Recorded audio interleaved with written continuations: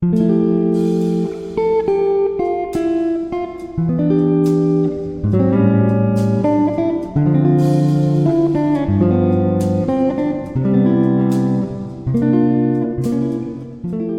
morning, peoples. Today is, anong araw ngayon? Shucks. Nawala. Thursday. Ayan. Lalabas pala tayo ng bahay kasi imimit ko si New, yung isang nakatira din dito na spouse. Siya yung yoga instructor dito. So, mag-hangout lang kami together. Magla-lunch kami. So, ayan lang ang ating pa-outfit. Nagpatong-patong lang tayo. Hindi naman sobrang lamig sa labas. Ito yung binili ko nung birthday ko. Ito sa Hong Kong ko pa ito binili. So, yan lang. Ayan, labas na tayo kasi dapat nasa baba na ako ng 11 in 4 minutes.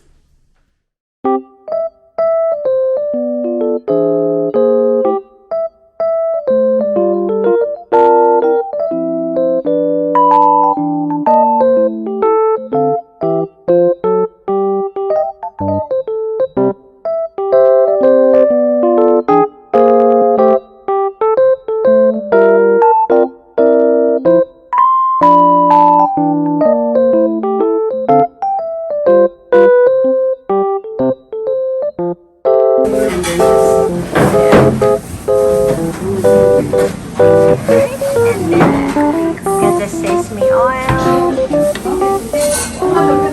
The sesame oil.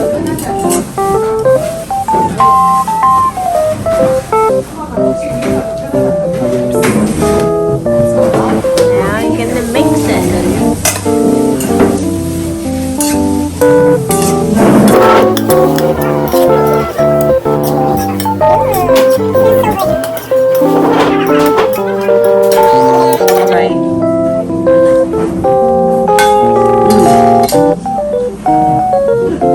Got it?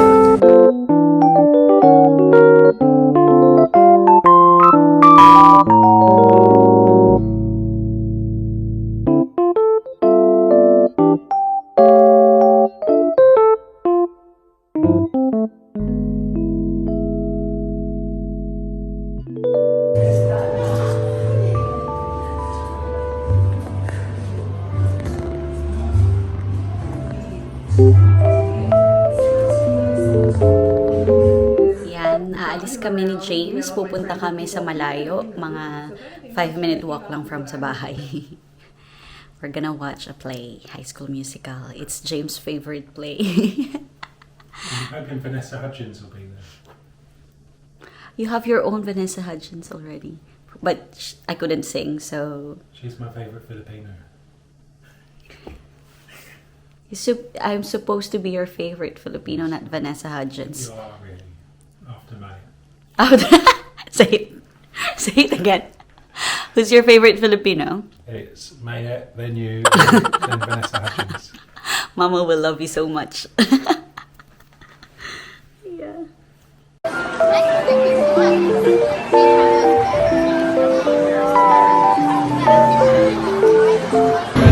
Nakaka-proud naman ang director ng High School Musical ay Pinay. Siya rin yung head of department. Very proud.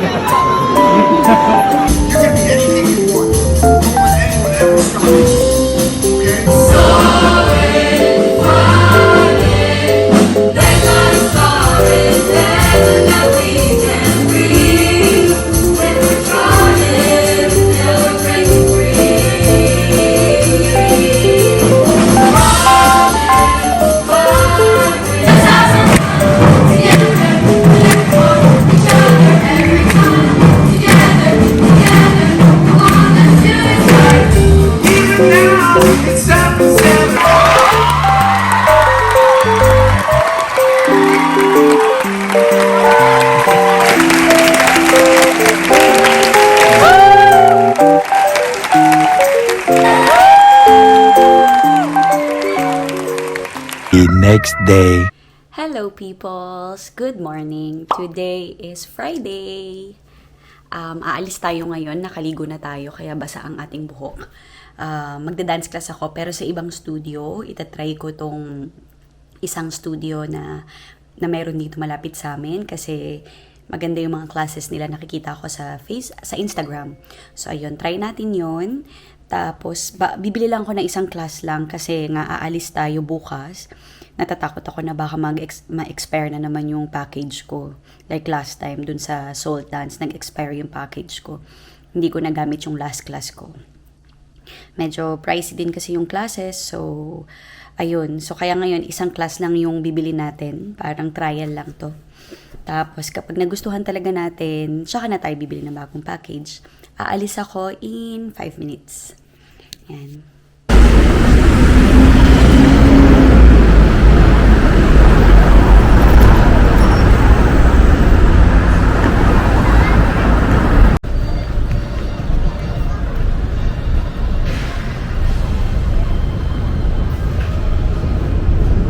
Sinsya na tayo guys, walking papunta dun sa studio.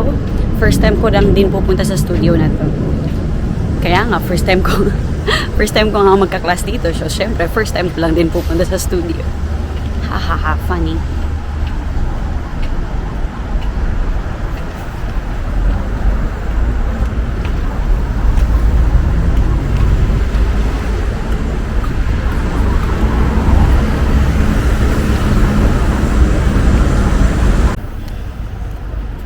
Dito na. Yan, sa Genie Dance. 5th floor.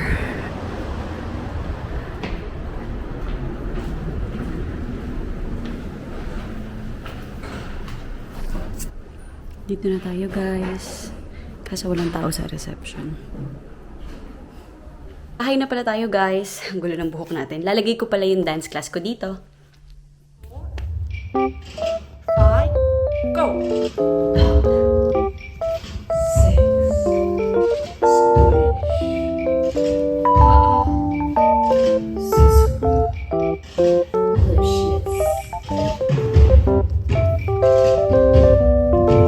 And now, the 6 Mary Brothers of the Cook County Fair in their rendition of The Sound Octave.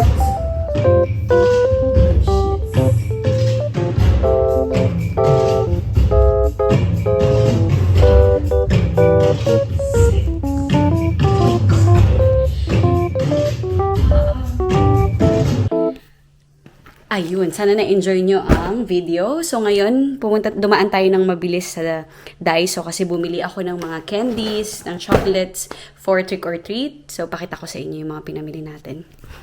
Bili ko kayo dyan.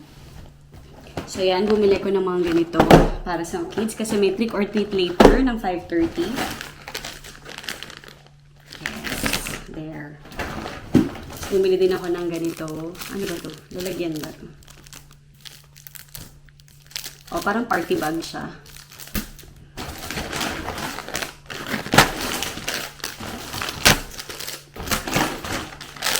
Mga gummies, chocolates,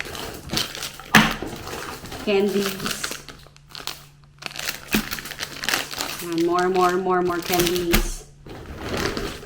Tapos bumili din ako nito. Pero naisip ko, lagay na lang natin lahat dito para yung mga bata na lang yung kukuha.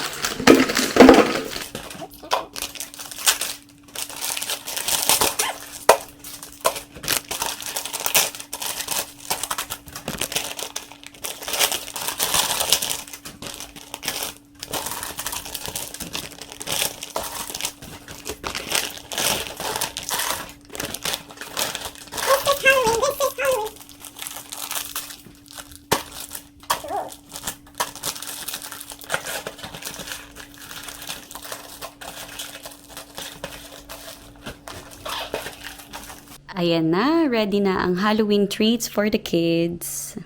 Cute.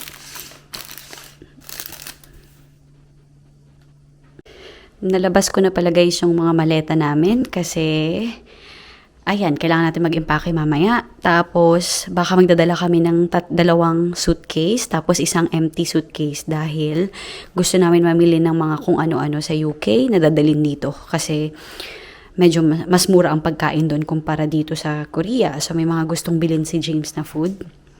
Yan, tapos, in a while, lalabas na tayo for trick or treat. Then, after that, mag-i-impake ako. Kailangan natin mag-impake kasi tomorrow, baka umalis tayo ng mga 10 a.m. dito or 9 a.m. Mga ganun. Kasi ang flight natin bukas ay 1 p.m. Mas maganda yung maaga tayo sa airport kesa yung malate. Wala pa ako na impake.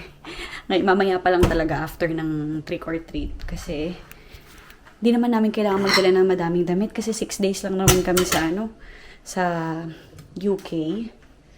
Tapos, wag nang mag-inerte ng forma. Carry na yan. Kung ano yung available na damit, yun na lang ang suotin. Wag na mag-inerte.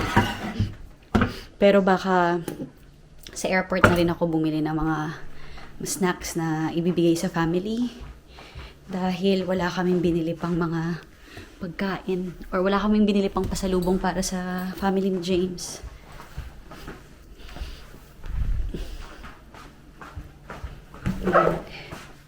Hindi naman sobrang dumi yung bahay. Kaya okay naman ang bahay.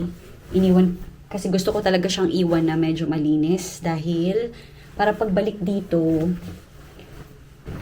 magaan ang pag-uwi, diba? Hindi yung pag-uwi mo ng bahay, iisipin mo yung mga kalat mo. Mas maganda yung after mo ng holiday, pag-uwi mo ng bahay, pag nakita mo yung bahay, ma-excite kang umuwi dahil malinis.